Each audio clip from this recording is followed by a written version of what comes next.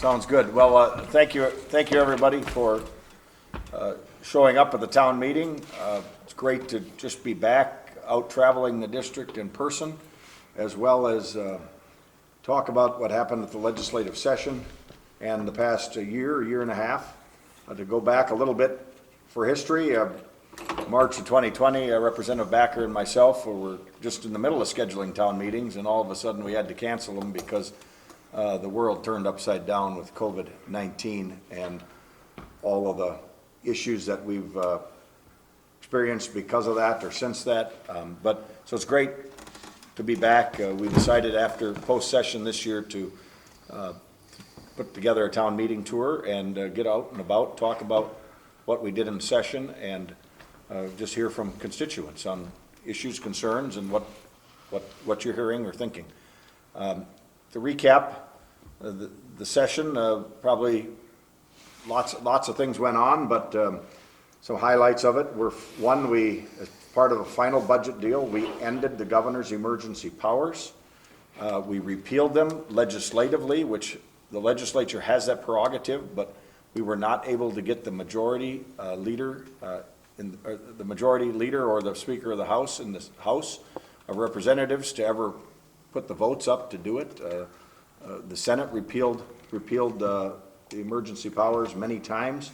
The House voted on it many times, and finally 21 times. 21 times it took. Finally, in the end, as part of the budget deal, which we went to special session over, the Senate was insisting on the emergency powers also being ended. They were long overdue.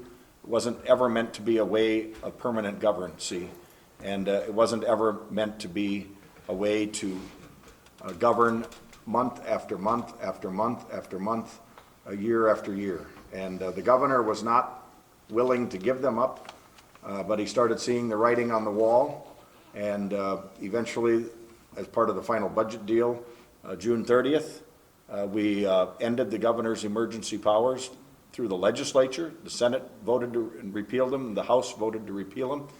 The House surprisingly voted unanimously to repeal them. So there were many pent-up Democrats, frustrated and mad, that had been siding with the governor, and he finally lost all of his power with the unanimous vote of repealing by the legislature, the emergency powers. That was a big deal. The Senate was right. The House Republicans were right all along. They should have been repealed sooner, but the good thing was, as part of the final budget, we were able to repeal them. A couple other budget highlights. We funded education very well. There was a lot of federal money that came into the state this year. What was projected as a deficit over a year ago, we had a surplus to work with. We had some federal monies to work with. Those federal monies, there was a lot of tension over. The governor wanted to keep and use them all himself. After we got out of the legislative process, adjourned on May 17th, he would have been able to have authority to direct those federal dollars. We were refusing and holding back and said the legislature is the proper way. We are a co-equal branch. The legislature is a co-equal branch of government. That doesn't mean superior, doesn't mean one is better than the other. It means we're co-equal. And our governor doesn't understand the word co-equal right now. Apparently he's still got a little educating to learn, but our Constitution trumps our government and how we operate, and that's what it should be. The legislative process should be respected, and it should continue to be a co-equal branch, with the legislature making the laws, the governor enforcing and implementing them. And we saw that all get turned upside down over the past year and a half. But we had federal monies that in the end we insisted the legislature would allocate as part of the budgeting process for the next 2 years, actually the next 4 years, because those federal funds are able to be used up to 4 years out about. And so we did that. Education was funded at 4.5% over the next 2 years, one of the more generous years of upper end of education funding. So our schools did very well. Our health and human services budget was strong. Nursing homes, funding for the developmentally disabled, and other critical healthcare aspects were fully funded. And so there was good, solid, balanced budget that we were able to put together without raising any taxes. The Democrats and the governor had tried to raise over $1 billion of new taxes as on top of all the federal money we were getting. It was just unconscionable. Certainly no time right now to raise taxes, and with the federal money we had in to our state coffers, it was appropriate to use them to backfill areas that were struggling because of COVID-19, the coronavirus, as well as overall needs for our budgetary budgetary areas. So education was funded well, health and human services was fully funded. Transportation, we were able to put over $7 billion, many of that being the gas tax dollars that we naturally allocate, but we put over $7 billion into new transportation and infrastructure. That's very important, a good appropriate place to put one-time money. In the Agriculture Committee, which I have the honor of chairing in the state Senate, agriculture is very important to our state, but also to Senate District 12 here. And so we were able to put together a very strong agriculture bill focusing on a lot of issues that we saw come to light through COVID-19, the food supply and how critical that is, how close it came to being food shortages, processing plants not being able to keep up, not having the proper workforce. Our small town lockers are maxed out, and many of them are aging and need updates and coolers and staff that they can hire. So we funded this year proposals to bring more training through our college systems for meat processing, meat cutting. Also more focus on small and mid-sized butcher shops to help with some small value-added grants to help them improve their businesses, to keep that Main Street butcher meat market thriving and alive across rural Minnesota and a critical part of our food chain. We did other value-added products, biofuel infrastructure grants that we focused on for more E15 to be sold in our state for stations that want to update their pumps, upgrade their pumps. Many times you're seeing E15 being sold as a cheaper gas and more better fuel option for consumers right now. That's a homegrown fuel, ethanol is. We grow it right here in Minnesota. It's one of our only oil wells, ethanol and biodiesel. So we put a historic amount of money into biofuel infrastructures to help get more E15 pumps and higher blends for ethanol options for consumers. In many cases, it's 5 to 10 cents cheaper a gallon. I just found it 25 cents cheaper for E15 in District 12 a week ago, and so that was a real bargain. But more E15 to help that value-added opportunity for our farmers, and we also did a lot to improve the cottage food industry laws, update those so more people can start out in the small cottage food industry. Many people start their businesses that way or like to branch out and expand with a niche in the cottage food or farming agriculture community. Lastly, rural broadband. We had historic amount of funding in rural broadband, which is also under our Agriculture Finance Committee, which I chair. We had $70 million we were able to put into that program for the next 2 years. That's the most the state's invested in a 2-year period, but it's very important. With COVID-19, the need for students to remote learn some days, remote working, and just the opportunity to work from home, whether it's an illness or a virus concern or just a desire by workers. It's a great opportunity for rural communities, rural Minnesota, to have high-speed internet and give people the ability to remote work from home when their employer and they can work out that arrangement. We are seeing a boom in rural communities with people that can work remotely, even if it's a job in the Twin Cities or elsewhere in the country. And they can live right here in Ortonville or Big Stone County or anywhere in rural Minnesota. And that's why I'm such a big champion for rural broadband. Big Stone County, you guys were a great leader in one of the first grants to help build out Big Stone County. I use that example many times when I have the opportunity to discuss it, and we just need to continue to be bullish and push to finish that 8% of unserved areas with high-speed internet across our state, and that was the priority we focused on in our rural broadband bill this year, to fund and bring rural broadband to those unserved areas in the state.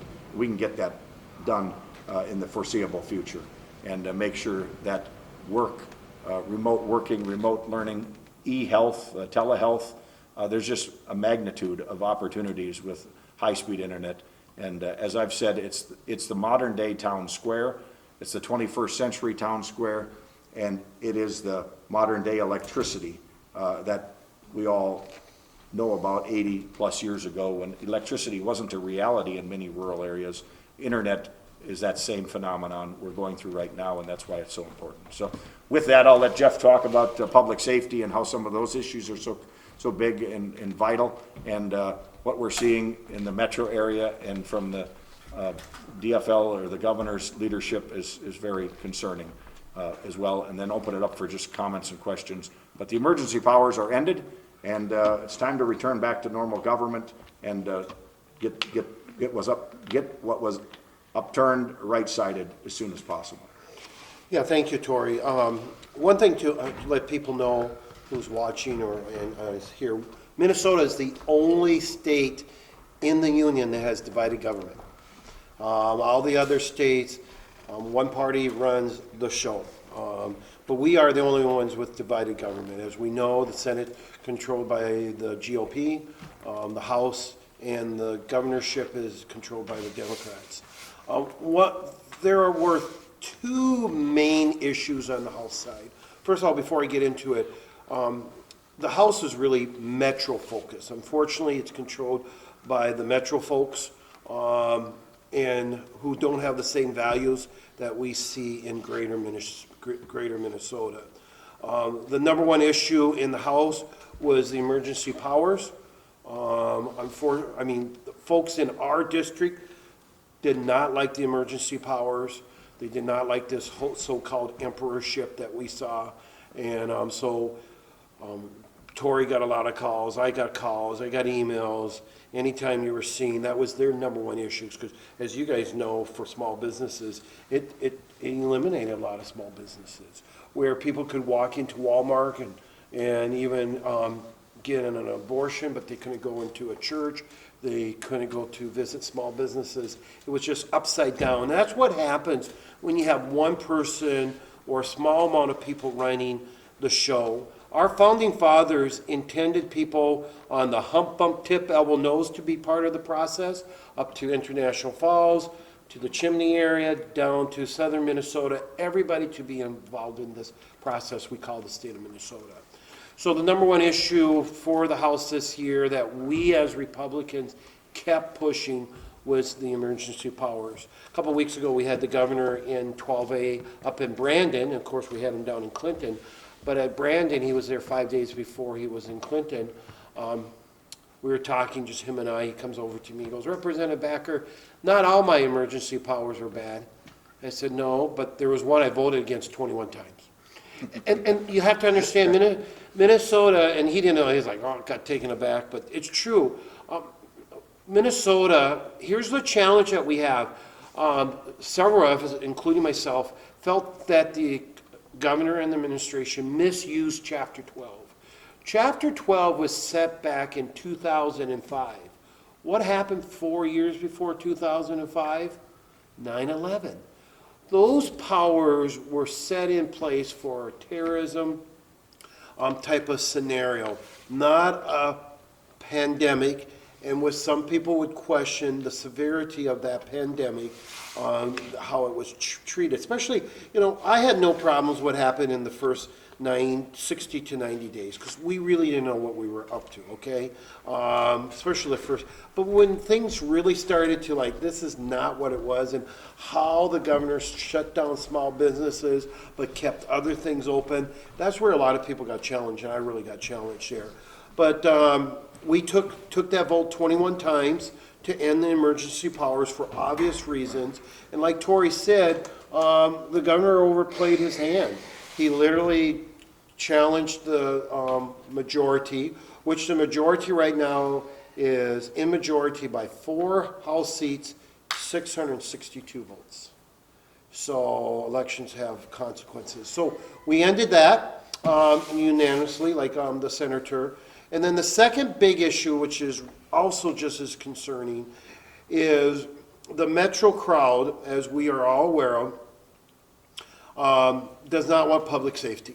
It is, when you defund police, you do not want public safety. It's that simple. I believe it is one of the number one issues in government is to protect its citizens. And we were not bashful in supporting our police. I serve as an EMT. I've done it for 25 years. I have had the opportunity on calls to work with the Big Stone County Sheriff's Office, Traverse County, Roberts County, South Dakota, and the tribal police in South Dakota. And they care about public safety, and I'm not going to say that there's never a bad apple, because we have all bad apples. You know what I'm saying? Down at the Capitol, the Senate's the bad apple. House is, Easy now, easy now. but but you cannot judge everybody from that one scenario. So we were successful not to eliminate funding for police with the help of the Senate. Senate would not hear of it, and so forth. And we in the minority were the squeaky wheel, and will continue to be the squeaky wheel on that. That was a big issue. Of course, small businesses. Well, one scenario on the police. This is how bad how ridiculous, and it was. We sent the bill over to the House to change the post board, which is a police officer for standards for the police officers, peace officers to renew their license and so forth. Well, the Senate sent that bill back to us for funding during the end of the trial in case there was riots like we saw last summer. We saw riots. I have no problem saying it was not a civil unrest. It was riots in Minneapolis and St. Paul. When you burn down buildings, that is not a civil unrest. That is riots. But we sent money over.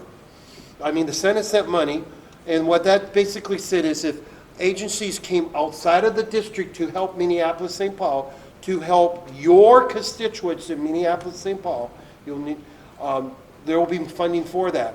On the House side, we had 25 members who voted against that, and all those members who voted it were from the districts who would have received the benefits for public safety.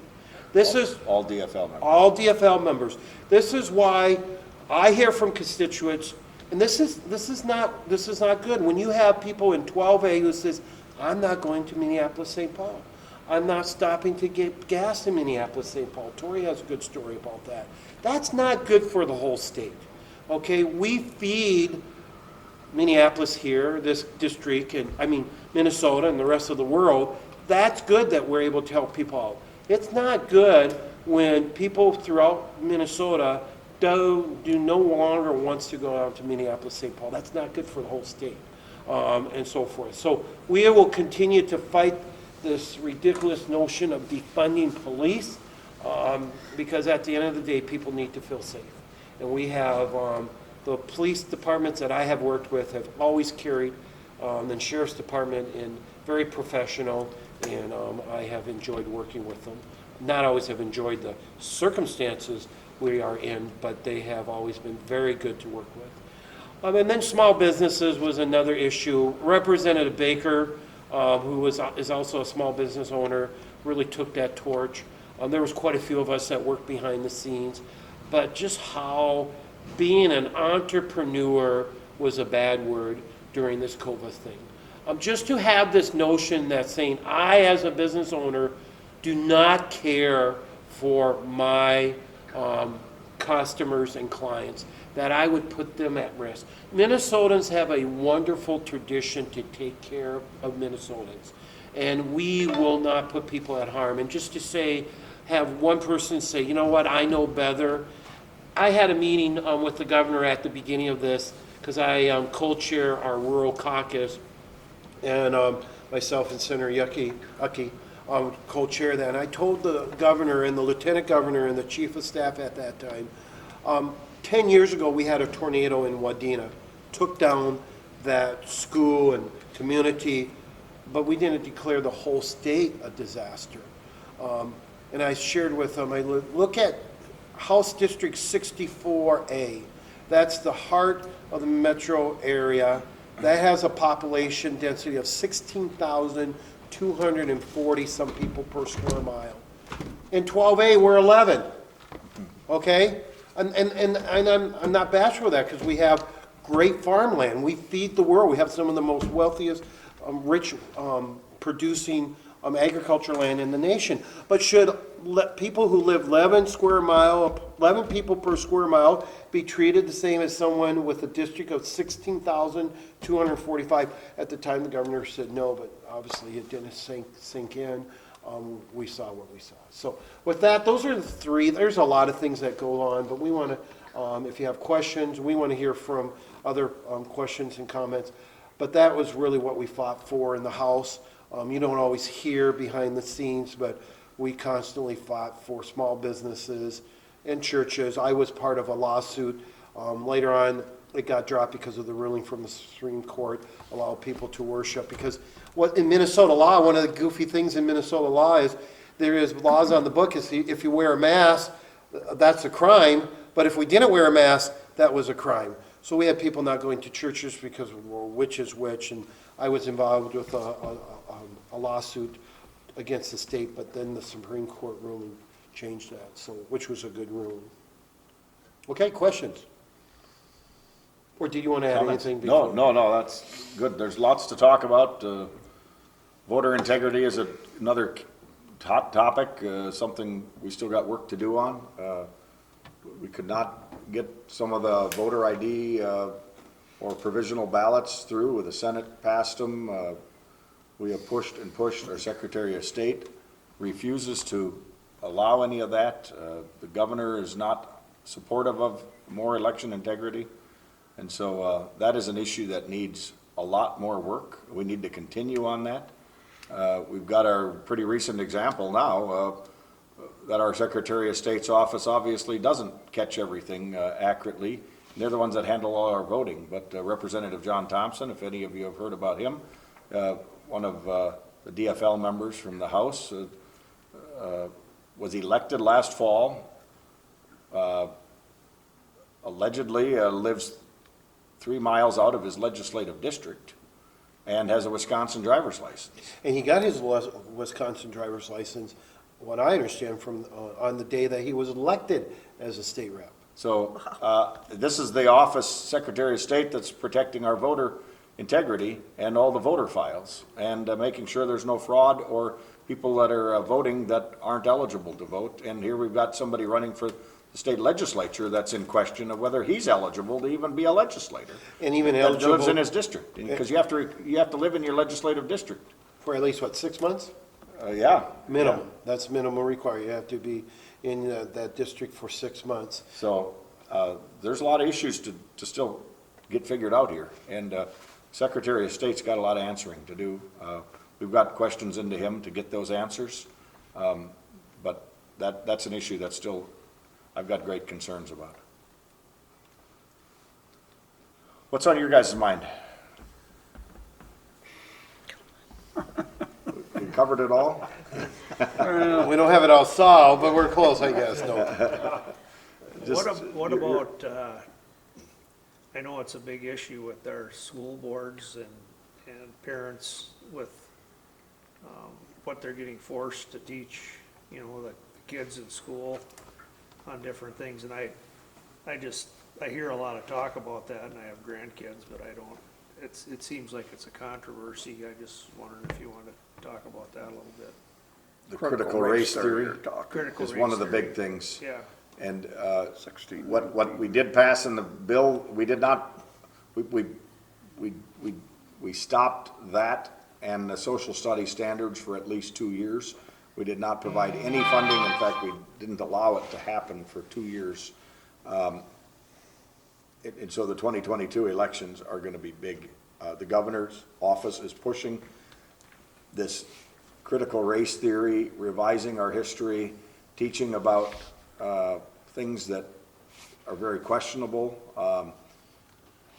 You know, basically calling our state and country racist and just a real negative direction of trying to bring in more communism, frankly, if socialism, trying to advance those types of beliefs in our country.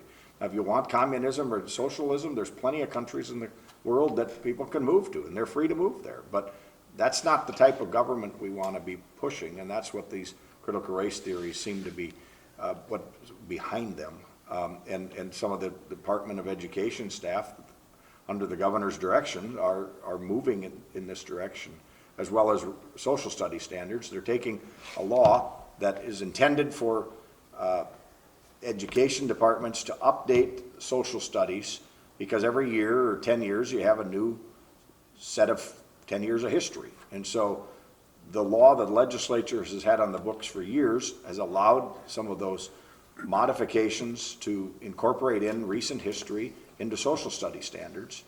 And they're taking that, going to the extreme and beyond the legislative intent, and trying to use that as a way to rewrite social studies curriculum, as opposed to using it for the intended purpose of just updating the social study standards, because as time moves on, they need updating.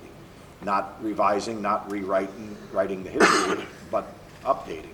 So that's the kind of tension that is going on with this governor, and frankly, the difference in political views right now. But the governor, everywhere you turn, he's trying to abuse the power. Jeff talked about, Representative Backer talked about the abuse of Minnesota Statute Chapter 12, the emergency power statute.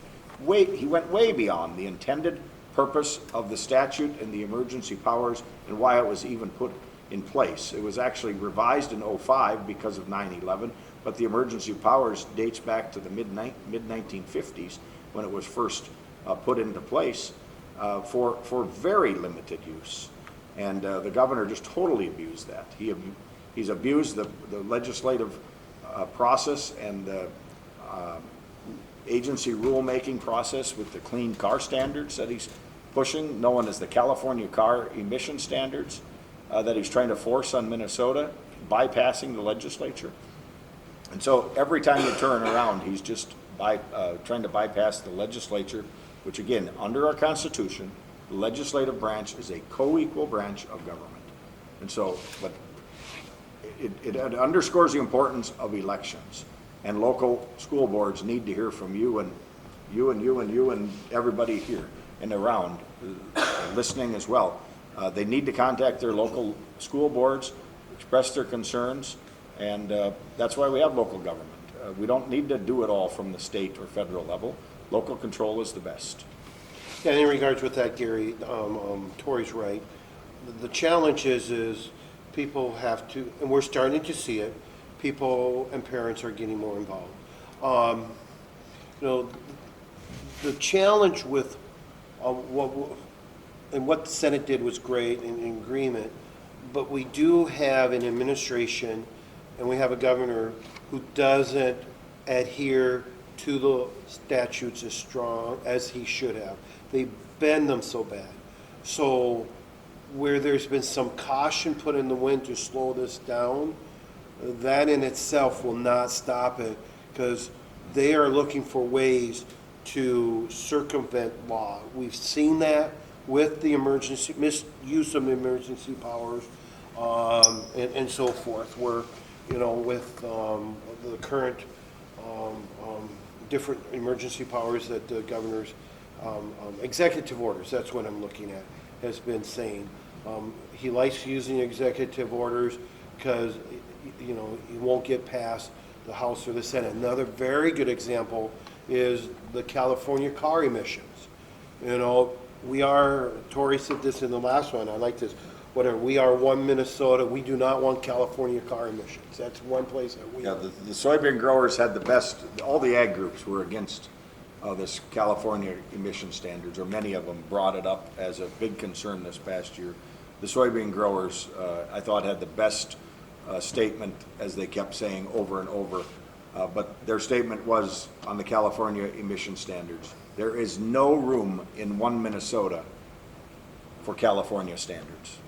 And so it can't be said better than that. We'll make our own decisions here. We'll decide what vehicles people in the metro area want to drive, what they want and need, what we do in rural Minnesota. And there's a big concern in the ag community with California emission standards coming in, forcing electric vehicles to be sold and forcing auto dealers to have X amount of inventory on their lot, whether they sell or not. And that's what these emission standards are about, directing what has to be bought and purchased by the auto retailers, whether you need it on your farm or not. That's just, the free market, the marketplace is what we need to help encourage these. There's a place for electric vehicles.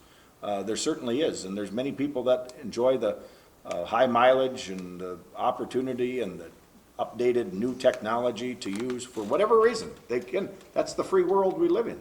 But others, it just doesn't work. Others can't afford it because in many cases they're more expensive than the traditional gasoline vehicles.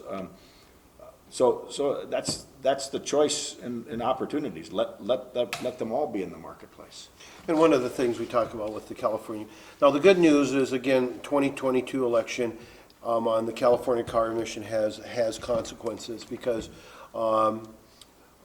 if the governorship is changed and the House goes into the majority and the Senate's kept by the Republicans, that can all be changed on that rulemaking. Because what happened was and Tory mentioned this, that the governor was on a radio station in his district, that's Down in Albany. Down in Albany, yeah. Yep, and the interviewer was asking, why did you decide to do this through rulemaking? And he said, well, I couldn't get it past the legislators. Yeah. One of Because there's the no way you could- Albany radio station had talked to the governor and asked him directly, why don't you pass the California car emission standards through the legislative process? Why do you bypass it? And in a nutshell, his answer was, well, because it won't pass in the legislature. But Well, that- excuse me, that's the reason we have the legislature, Yeah. and that's the process that goes along with making laws, and some things, there's good reason you don't pass. So it's going to be very important in the 2022 election because the good news is it could be switched over. Here's a whole thing. Let's say you love electric vehicles, okay? Let's say Tori and I think it's the greatest thing next to sliced bread, okay? We just love it. The challenge that we have, and I was not, the governor cut me off at Brandon on this here. The challenge is none of you watching the video or here today had your voice heard. That is what Tori and I here are for. We are here to hear good, bad, and ugly, the complaints. You should be able to express that to us. Well, with this process, when you go through rulemaking, it goes in front of an administrative law judge. Yeah, you can make a comment. That's all you get is a comment. You can't be dialing Tori at 2 in the morning or me at 3 in the morning and pestering us or whatever it is. And I don't mean the word pestering, but I'm just meaning you can't be expressing your opinions. You can't be emailing us. You can't be texting us. You can't be calling us. And that is the biggest challenge that I have. Now, I don't support this mandate, let the market do it, because a good friend of mine, I'll share you a story, a good friend of mine, Representative Polstens from Wadena, he has a constituent who has an electric vehicle by choice, not by mandate, but by choice. Now, in the summertime, he has to go to the metro area once a week. I don't know what for, but Representative Polston was sharing with me. So in the summer, takes off Wadena, hits south, goes to Minneapolis, back, no problem. But winter is a whole different story. He takes off from Wadena, he gets to Clearwater, is it? Clearwater, yeah. Yep, the Clearwater, gets there and hopefully there's only 2 plug-ins, hopefully one of them are available. Then he goes to Minneapolis, and I don't know if he has to plug in again in Minneapolis or not, but I know he has to plug in back in Clearwater on the way back. Wait half an hour, 45 minutes, so I'm assuming he's plugging into Minneapolis too. Never asked, but I'm making that assumption. I'm assuming because we know what happens with cold weather and batteries. It doesn't take a rocket scientist to realize that and so forth. Plus, we don't have the infrastructure. Plus, we got to get more minerals to make the batteries. We have a metro group the Democrats in the metro area who is anti-mining. We can use our resources clearly. They know how to mine rocks up in the Iron Range like farm rocks up in there. That's what I call mining.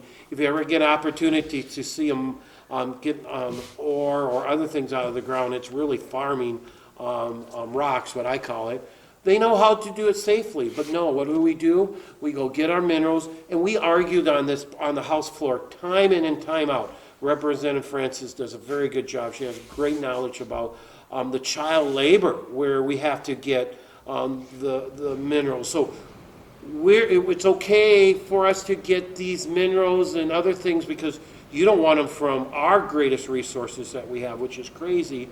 But so we get them from other countries, we get dependent on other countries, we have shipping issues now, we have port issues now that are shut down, plus then we don't talk about the child labor and so forth. So we constantly fight this. I got off a tangent. So. I kind of like being a senator. Well, did I say that out loud? You did. It's on video too. Oh, wow. Now they know the rest of the story. Well, I mean, it's a bit of a unique challenge, especially here, and feel free to jump in, right on the South Dakota border. I mean, South Dakota has had a vastly different approach to emergency powers and shutting businesses down, and Well, you guys had customers that went over and ate in soda. You know? We'd go over to the bar in Big Stone. yeah, I know. they would. You saw it all the time, didn't you? I mean, very tough on you, and the businesses. And you know what? They came back alive. Yeah. Yeah. I don't remember, it was one of those speeches I had on the House floor. I don't remember, I think I was actually, we were up in North Dakota doing it remotely or something. And I said, I have members every day that goes to North Dakota. They and I had specific examples of people. And the good news is they come back alive. I was up in Valley City on the House floor, speaking on House floor that time. Valley City, and by the way, I let them know the next time we came back, I came back alive from Valley City, North Dakota too. There's and that's the whole thing I pointed out to the governor. When you're 11 people per square mile, we are not the same as 16,245, and don't assume that we will not take care of our neighbors. We have we saw this, a good example. Clinton had a fire. We went to put out the fire. People from 19 agencies came to help that community. That is what we have great tradition in Greater Minnesota. We are not going to put people at risk. Speaking of the Clinton fire, how are things going? The cleanup looks good. I was touring it with Congresswoman Fishbach a couple of weeks ago. But any new updates or anything anybody knows? A big loss for the Clinton area right now, but hopefully a rebuilding can happen. And Well, I know the county commissioners passed something to encourage Commissioner Backer, my twin brother, was explaining the other day really quickly. But I do know that they passed something to encourage reinvestment, and I don't remember all the details. But it Gary, was you a probably step. haul stuff there, huh? Yeah, I haven't heard anything lately. I think they're still looking at all the. Yeah, it'll take a little time. Yeah. Yeah.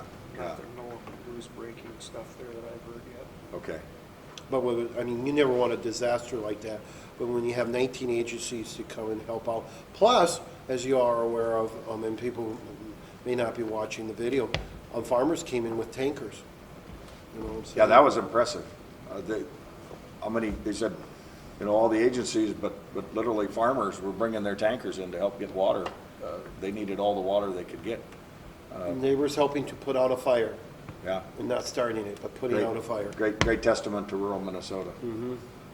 That's how we take care of it. And that's what the big government in Minneapolis and St. Paul don't understand. We can do a lot of things for ourselves, and we'll join together and help each other out.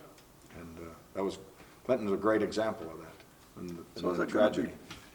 Yeah, go ahead. Is it going to be possible to get a mask mandate back in, what would it take to do that? You want one? No, Oh, okay, I wanted to make No. sure. No, he doesn't.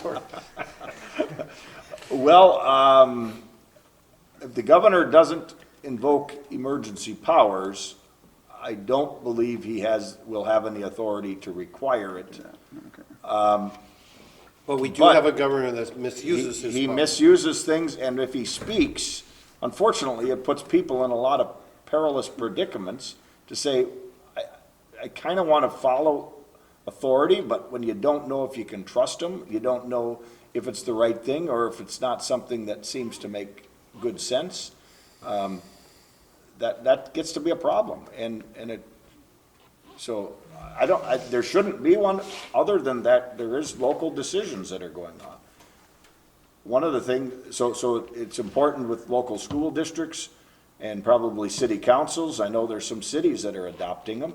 And so you have local elected leaders. It is important to contact those people because they can make these decisions. And that's at a minimum where the decisions should be made. And then you can make other decisions to whether you're gonna patronize and do commerce in that community or not, or send your kids to school, or how you're gonna deal with that.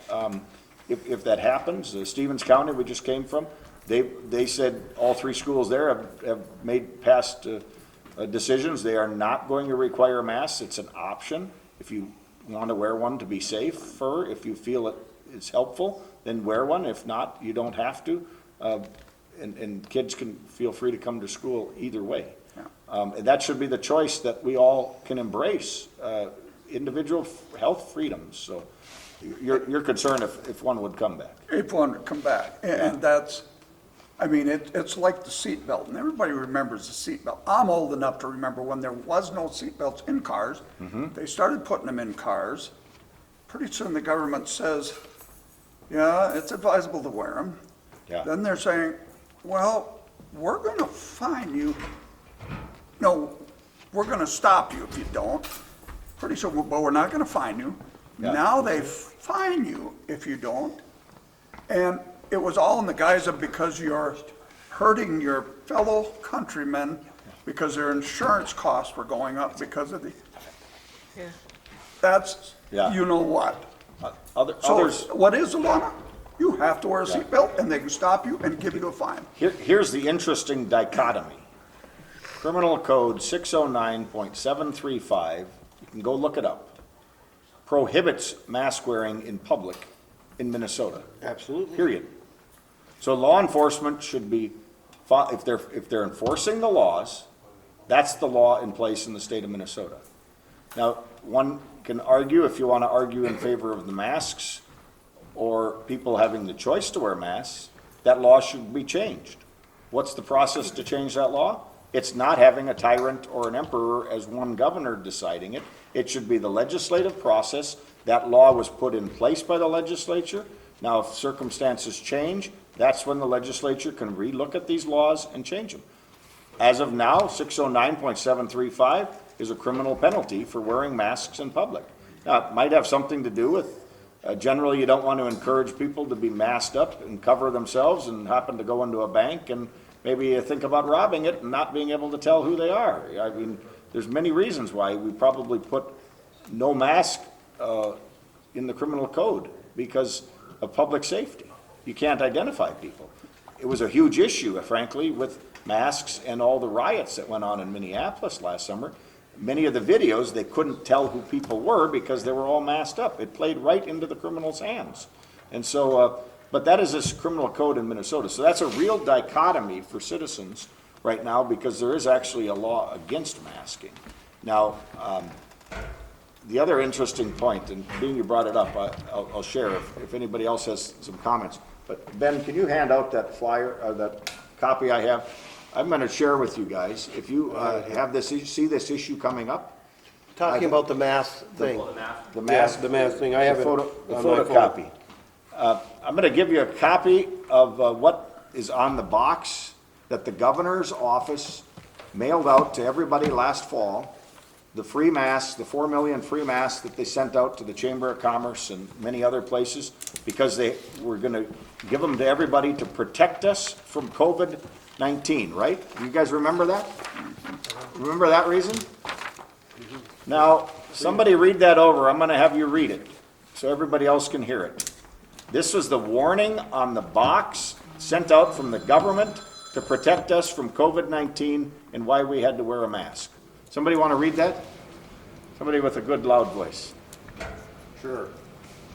This product is an ear loop mask. This product is not a respirator and will not provide any protection against COVID-19, coronavirus, or other viruses or contaminants. You see that? Will not protect against any COVID-19, and yet that's the mask they're requiring people to wear that the governor sent out free last fall. Now, Can't make this stuff up. how ironic is that? Senators can't make this stuff up. And so therein lies the big problem. Why were they being forced, and what protection were you getting from a mask that was hard to breathe out of? In many cases, probably was a petri dish of germs after a little while of wearing it. And if you want to wear one and you get a good what is it? You're the EMT. What's the good 95? M95? Yeah, M95. M95 masks that, We have one, of course, Yeah. when we go into scenes and stuff. but most people don't have And those. here's the whole thing, when you get those masks, you actually have to do tests for fitting, because they put you in a big hood and then squirt something, say, do you smell it? Because it has to fit properly. Okay, Yeah, those N95 or whatever masks they are called. M95. Yeah, they that's have right. to fit properly. We know these masks here, half the time they don't even, there's no seal whatsoever, not even 100% of the time. We have, So anyways, that's, feel free to keep that, share it with other people as they're talking about it, but that's the warning right on the mask box that the government sent out through local Chamber of Commerce and stuff. And I had many constituents bring this issue to me and said, these masks aren't even made to protect, why do we have to wear them? And I thought, oh, maybe. So I went back and did my own research. Sure enough, right on the box that I have in my own office, law office, it was the box I got through the Chamber of Commerce, and I thought, this is unbelievable. It doesn't protect for what they said it's supposed to protect. I've got one more question. Yeah, I've looked at the death toll, and there's different sites you can go to. I've looked at the death toll over the years, and I don't remember how many people the corona killed in the United States this last year. What, 600,000 people? Somewhere around there. yeah. I think it's over 6 now. But Yeah. The death toll hasn't raised, from anything I can see, Yeah. has not raised over the years. Well, all of a sudden, you get a pandemic coming in and killing 600,000 people. You would think it'd be up 600,000, Right, wouldn't you? right. That's all I can find. Have you found anything different? I have not. I have not. But I haven't looked at I the haven't. data real close either. And even though those numbers, and I know a couple examples, and there's probably many, many more. I know former Senator Scott Jensen, who's was in the state Senate up to 2021 now. He was a doctor. He's also a doctor. Last fall, he brought to us a concern that somebody in his district was in a car accident, tragically killed. They brought him into the emergency room afterwards, as I understand it, or they did a test for coronavirus. He was tested to have coronavirus. On the death certificate, it said death was corona death, but it was the car accident that killed him. And so that number is in the system. So that's another, Senator Jeff Howe from down by St. Cloud. He's a native of Chicago, actually, part of this district, but just a neighbor to my east of this Senate district. He had a constituent contact him. Her spouse was dying of cancer, died of cancer, and was just very, very disturbed when they got the death certificate back and it said COVID-19. So there's a lot of questions of even those death numbers, how accurate they are. There may be some uncertainty in some of those numbers too. I'm not saying the coronavirus isn't real. I No. had it. Yeah, It was tough, yeah, it was. but You made it through. it seems like just, you guys are trying to scare the hell out of us. That's what it seems to me. Yeah, yeah. I don't know. Locally from OHS, our doctors had that discussion. If they believe a person would not have otherwise died, if they have other comorbidities and then they contracted COVID, Yeah. they basically look at it as if they wouldn't have had COVID, they would still be alive today. Now, there could Okay. be situations where they had COVID, but they were already on other end-of-life measures. That we saw, we had about 5 people that died just up the hill from here. Okay. Some of them, they might say, didn't necessarily die from COVID because they already had things, but others of them right here locally did die of COVID. They would be alive today. But for COVID. If not for COVID, yeah. Okay, okay. And so you've seen, I guess to that point, it's kind of it's a little bit of a judgment call at some point. Yeah, I on some of those. think, yeah, it's, you know, the numbers locally, even though Ortonville and Big Stone County really did not have as much death as, let's say, over across in Grant County. And that's because Ortonville here is, we're one of 29 nursing homes in the state of Minnesota out of 364 that did not have a single resident be infected by COVID.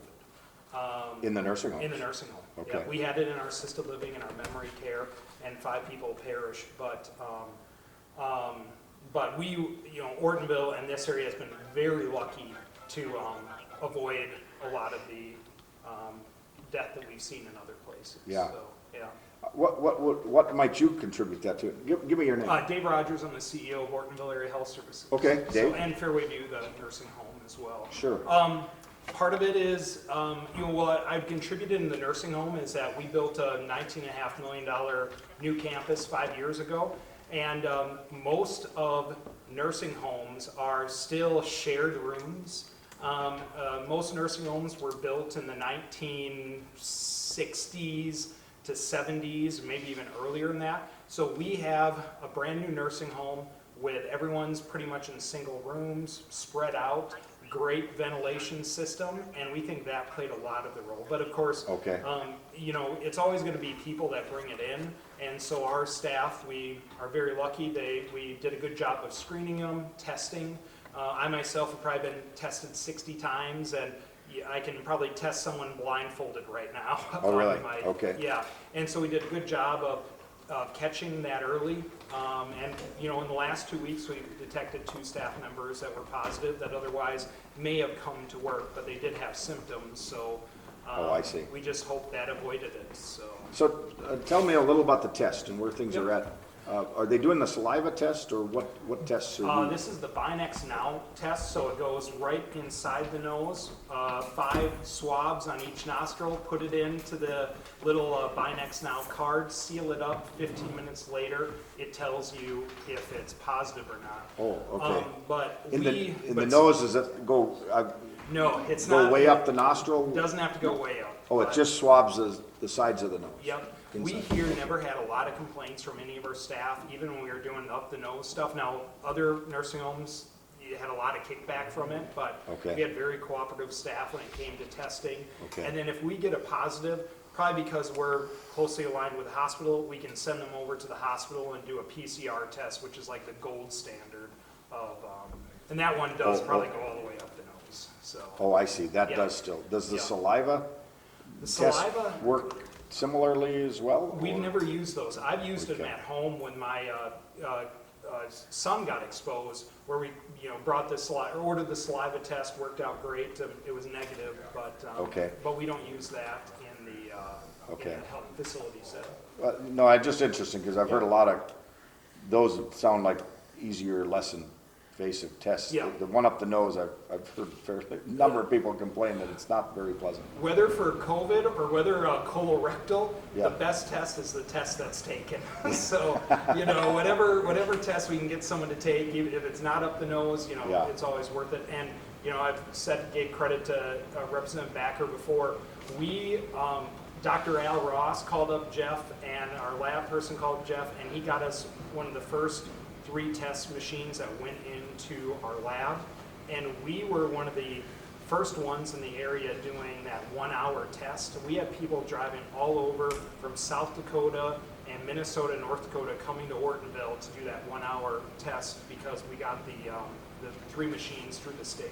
Well, good, So, yeah, good. Glad to hear that. yeah, thank you. Yeah.